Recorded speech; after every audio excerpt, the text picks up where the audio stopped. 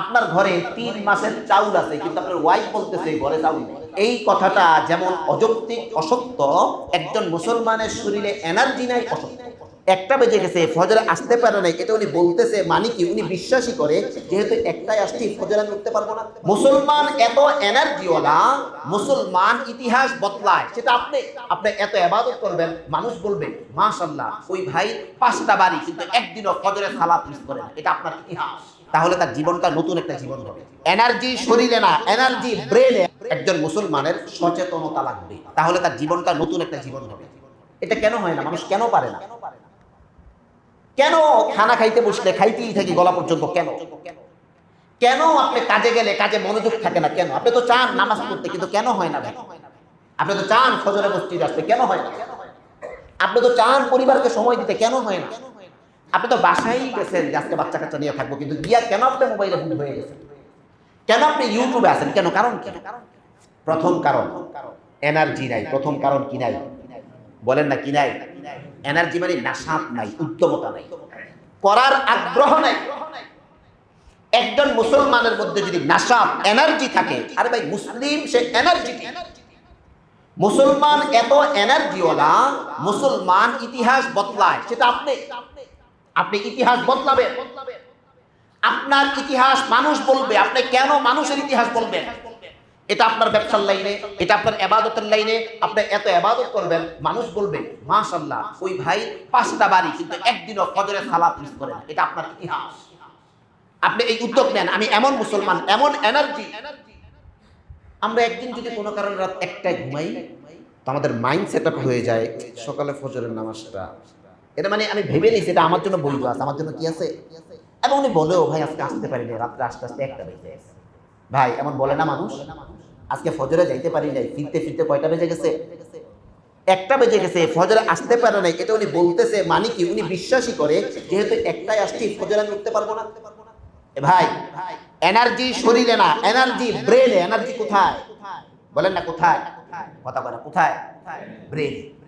Energy শরীরে না। শরীরে আপনার পর্যাপ্ত পরিমাণ এনার্জি আছে। একজন মানুষ না খেয়ে 3 মাস বাঁচতে পারে, খালি পানি খাইয়া কয় মাস বাঁচবে? তাহলে আমার মধ্যে 3 মাস বাঁচা পরিমাণ এনার্জি আল্লাহ পাক এটাকে মজুদ করে দিয়ে দিয়েছে। কিন্তু আমি বলতেছি আমার মধ্যে কি নাই? এনার্জি। শুনলাম ভাই ফজরের সময় ভাই আজকে পারি নাই ভাই, 1টা বাজে ঘুমাইছি ভাই, এনার্জি। যখন মানুষের যখন এনার্জি চলে যায়, সে ধাপে ধাপে ধাপে ধাপে নিজেকে আটকায় রাখতে পারে। দেখেন আপনার মধ্যে একটা এনার্জি লাগবে।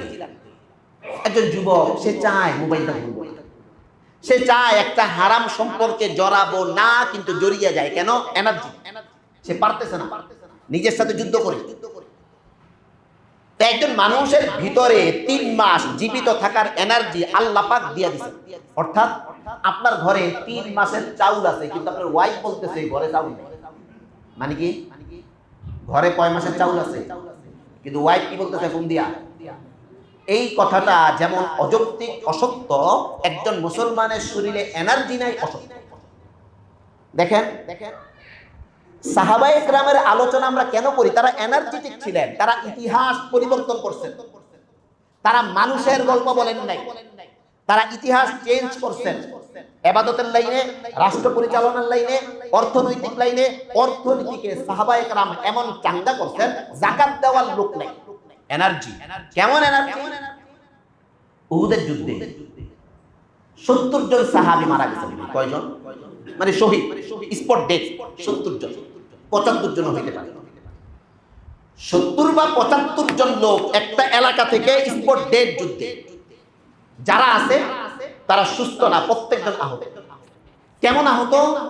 স্বয়ং লিডার যিনি, নবী যিনি, সে এত মাইর খাইছে কাফেররা বলছে মইরে গেছে, এটা নাই, জীবিত নাই, শেষ। একজন মানুষ কি পরিমাণ, একজন নেতা একটা যুদ্ধে কি পরিমাণ আহত হইলে এটা ছড়ায় যায় যে মোহাম্মদ, তো বুঝেন কি পরিমাণ নাকি। তাহলে লিডার যদি এই পরিমাণ মাইর খায়, লিডারের যারা অনুগামী অনুসারী এগুলোর অবস্থা, একটার হাত কাটা, একটার পা কাটা, একটা অসুস্থ, এক একটা মনে করেন বিমর্ষ, আবার 70 জন মারা গেছে। এরা কারা? হাদিসের কিতাব আছে, প্রত্যেকজন মদিনার আনসারী এবং প্রত্যেকজন পরিবারের প্রধান, মানে উনি আর্নিং করেন। এটা পরিবারের আর্নিং করনেওয়ালা লোকটা মারা গেলে পরিবারের সদস্যদের এনার্জি কোথায় যায়? একটা 70টা লোক মারা গেছে, আবার যারা আছে তারাও আহত, আবার যারা মারা গেছেন প্রত্যেকজন আপনার কর্মক্ষম ছিলেন, প্রত্যেকজন আর্ন করতেন, পরিবারের প্রধান। ভাই, আমাদের বউ মারা গেলে ছুটি লাগে কয়দিন? আমাদের বাবা মারা গেলে ছুটি লাগে কয়দিন? আমাদের সন্তান মারা গেলে ছুটি লাগে কয়দিন? এটা মুসলমান না। মুসলমান ব্যালেন্স পূর্ণ জীবন। সন্তান মারা গেছে কিন্তু মুসলমানের এনার্জি যাবে না, বাবা মারা গেছে মুসলমানের এনার্জি যাবে না, কারণ মুসলমান এনার্জি, তার মধ্যে নাশাত থাকবে। সাহাবায়ে কেরাম যখন এই পরিস্থিতি মদিনা, নবী আলাইহিস সালাতু ওয়াস সালাম বললেন, আচ্ছা আবার যুদ্ধে যেতে হবে।